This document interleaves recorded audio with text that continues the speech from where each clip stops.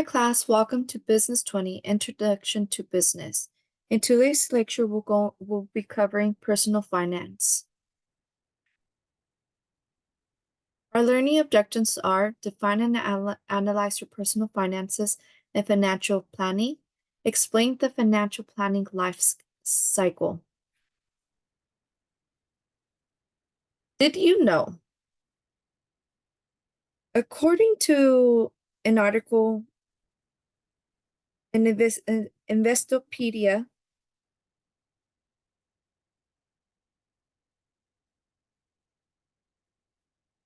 78% of NFL players face financial troubles within 2 years of leaving the game, and another 60% of NBA players are in the same boat 5 years after retirement.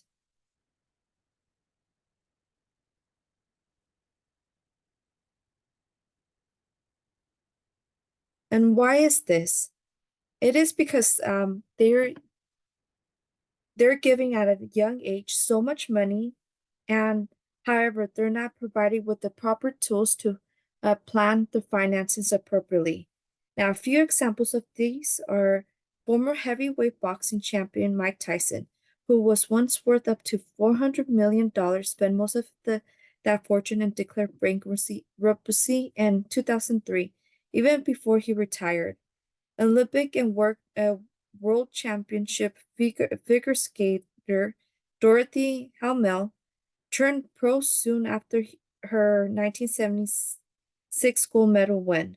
She earned millions skating in professional shows like the Ice Capades and eventually purchased the show.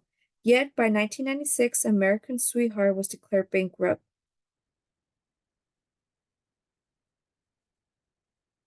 Basketball superstar Allen Iverson earned over $150 million in the NBA, and even more through sponsorship deals.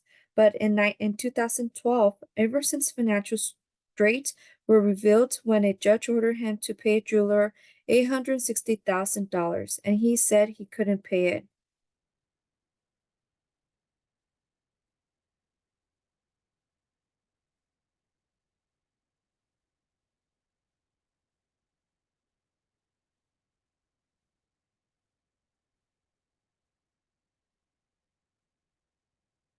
So now we've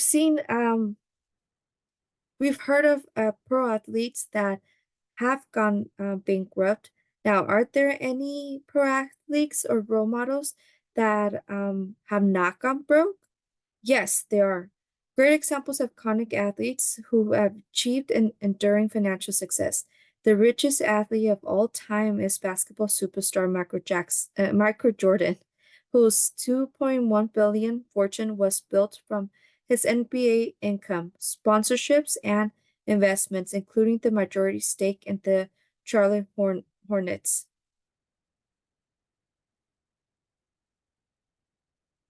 Another example of this is the NBA player Irvin Magic Johnson formed Magic Johnson Enterprises years before he stopped playing and has built it into a $1 billion enterprise.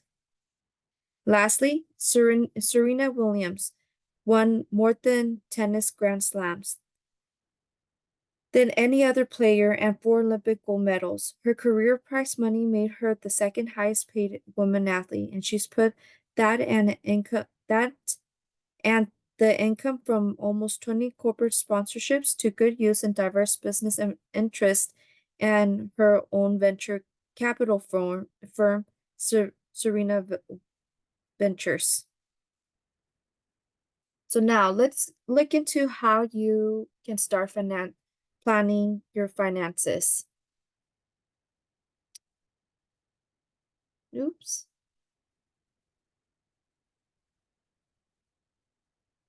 Financial planning is an ongoing process of managing your personal finances to meet goals you set for yourself or your family. Personal finance is the application of financial principles to the monetary decision you make for your benefit or that of your family. This all matters. So, it's important to keep in mind that monetary decisions work out much more beneficially when planned rather than improvised. How many times, and I am guilty of this too, have you gone to Target and you were only supposed to go in from one thing and you came out with 20 things, and your receipt shows that you spent over $300 or over $100, and most of the stuff you were not even supposed to go to get. So now what I have started doing to eliminate these impulsive purchases is that I just either Instacart everything or I just shop online, get what I need, it's shipped to my house, and that eliminates any future stress of me buying anything that I do not need.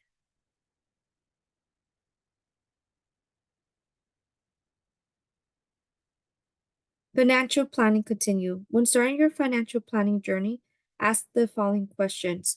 What is your current annual income? How much debt do I have and what are the monthly payments on that debt? How can I best budget my annual income? How much wealth can I expect to accumulate during my working lifetime? And how much money will I need to retire?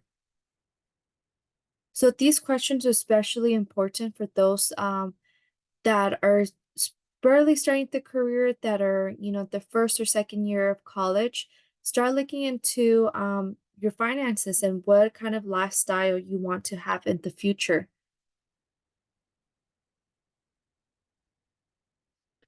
So how to financial plan. Step one is evaluate where you stand financially. So this means that if you're right now that you're going to school, um, that you're choosing a career that now it's not only something that you're passionate about, but also that pays for the lifestyle that you want. So investigate before you go into your majors how much you're going to be making in the career that you chose. Then you want to track your spending, see where your money is going. Is it going more towards food? Is it going more towards gas? Is it going more towards, your bills? So track every penny that you're spending. And then look at your assets. So your assets could be the saved money that you have, the house, your cars, or any other equity that you have, and your retirement. And then what are your liabilities? So what debt do you have? Your student loan debt, debt and credit card debt, or borrow money?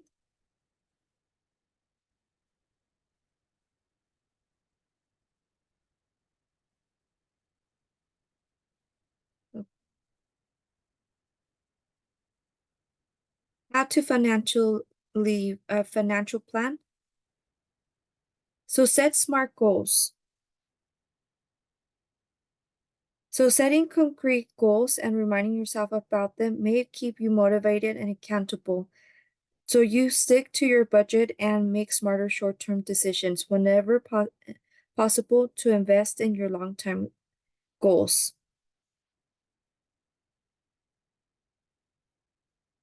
It is important to understand that your goals aren't static. When your life goals changes, your financial plan should follow as well. So you will need to set smart goals. You will need to think about your ultimate what you ultimately want to do with your money. Do you want to have zero student loans? Do you want to pay off debt?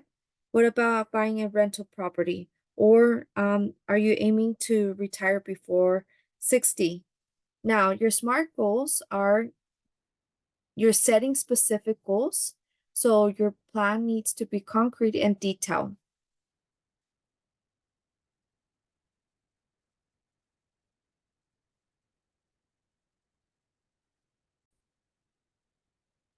So setting your SMART goals. So first, you want to set specific goals and have a desired outcome that is clearly understood. So for your financial planning, this might be that you're setting a goal of um, by the end of 2024, you want to have $1,000 in your savings account. Then the M stands for measurable. So these are the numbers used with the goal. You need to have quantifiable objectives so that you can track progress. So in my goal, I said by the end of 2020. So that is in 2 months, I want to have $1,000 in my account. Achievable. These are goals that need to be realistic to maintain the enthusiasm to try to achieve them. Now, is it achievable to have $1,000 saved by the end of the year? Most likely, yeah. If I limit myself and if I really budget. Relevant. Goals should be aligned with the mission of the company or with your goal. So plan for something that you actually care about. And then time bound. Keep yourself accountable to a timeline. So by the end of 2024, I want to have $1,000. That is my SMART goal.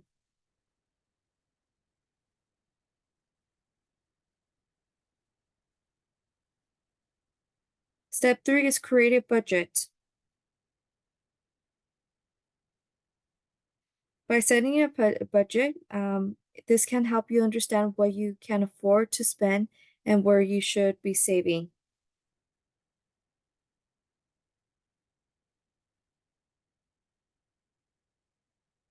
So setting concrete goals and reminding yourself about them may keep you motivated and accountable. So you stick to your budget and make a smart short-term decisions whenever possible to invest in your long-term goals.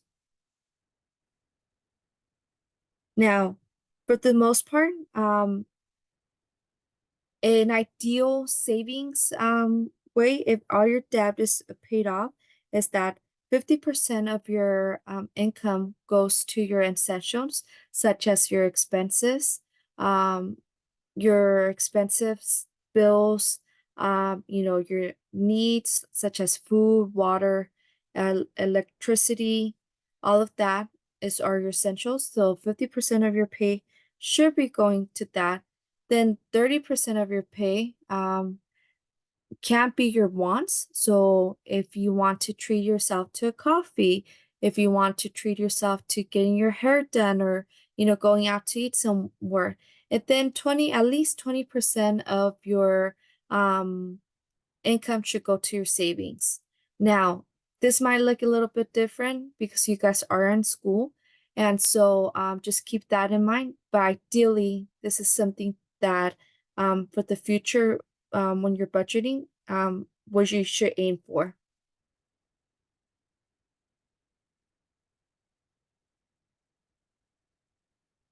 Okay, what to include in your budget? So include your rent or mortgage, groceries, dining out if that's important to you, household maintenance. So once you own a house, you have to maintain the house, you have to do landscaping, you have to change air filters, you have to get a refrigerator and a stove.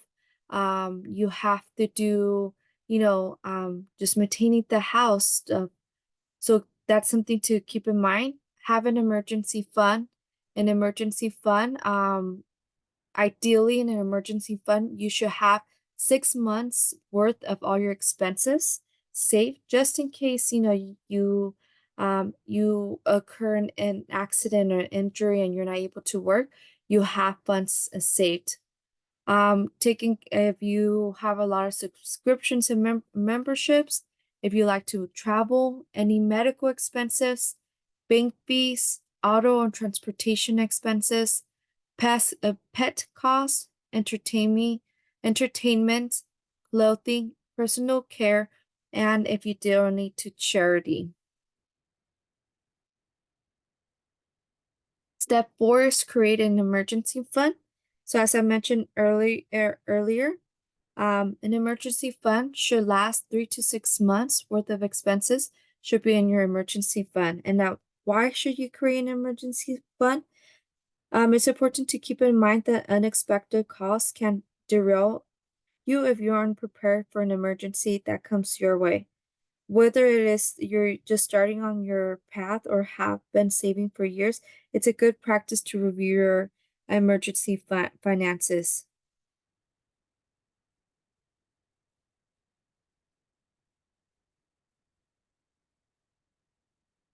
It is also a good idea to have different emergency funds, such as if you get a flat tire, if you are out sick because of an accident or injury, if you have a relative that needs your care, or if something in your house breaks down, or if your child needs braces, having that emergency fund will, in the long run, help you stay within your financial planning. Step 5 is pay down your debt. So get out of debt. This means that you will need to be as disciplined as possible with your budget.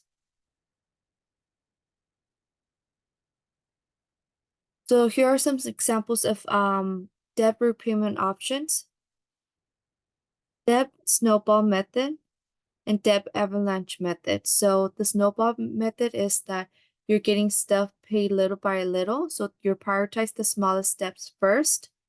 And then you motivate yourself with the small victories and then see instant progress.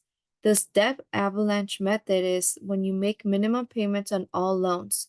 You use leftover money to pay off highest interest rate loans, and then it saves the most money in interest payments.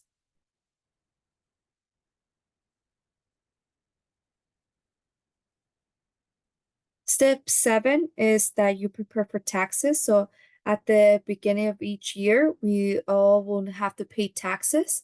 And so throughout the year, you could start estimating how much taxes you're going to either owe or receive. Step 7, you invest. So you invest in either properties, in stocks, and different retirement plans. Step 8, you prepare for retirement by paying into your 401k or any of the retirement plans that you have selected. And step 9, you review your goals regularly.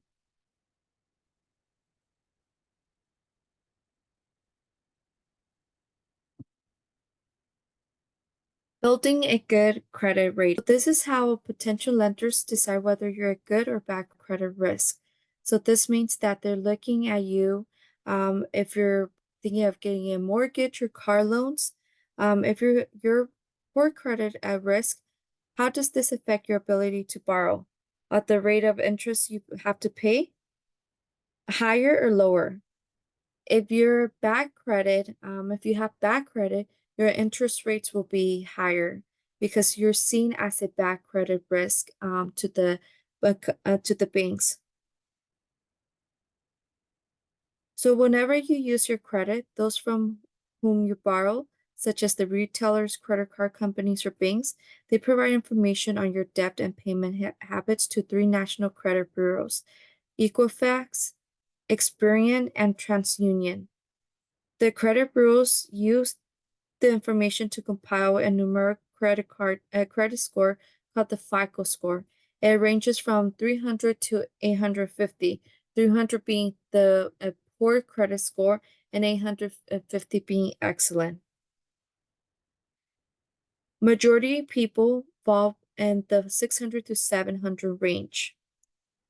So what are the compiling criterias?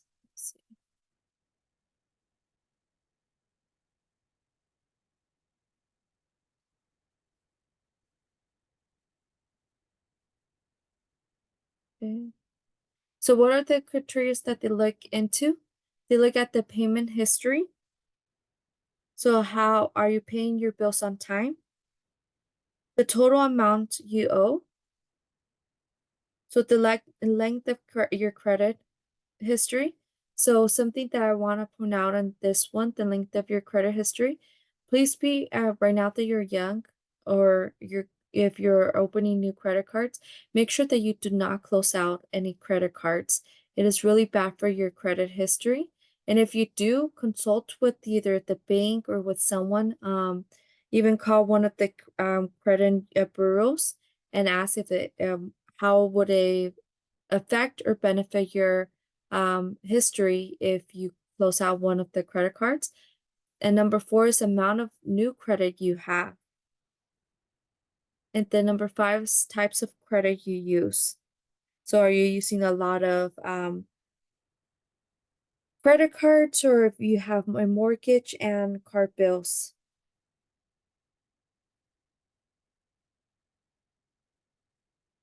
So how to build a good credit. So becoming authorized, if you're first starting out, I recommend that you become an authorized user on your parents' account.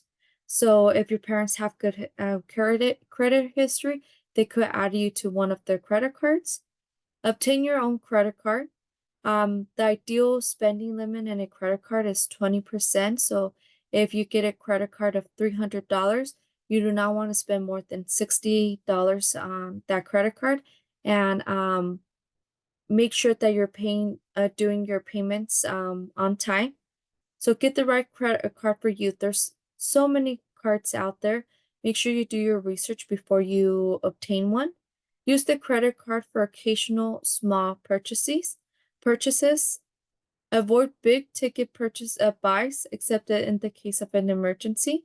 So I know Christmas season or the holiday seasons are a time that a lot of people tend to spend a lot on the credit card.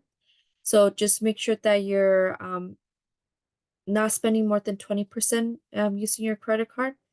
Pay off your monthly balance. Pay all your other bills on time. Don't co-sign for friends. Um, I know it's hard, but sometimes, other people, they're not good with their money, and it will affect your credit if you co-sign for friends. If it's for a car, um, anything you co-sign and if they don't pay, it will affect your credit. Do not apply for several credit cards at one time. Use student loans for educational purposes only. Okay, that's all for today's video. Thank you so much for watching.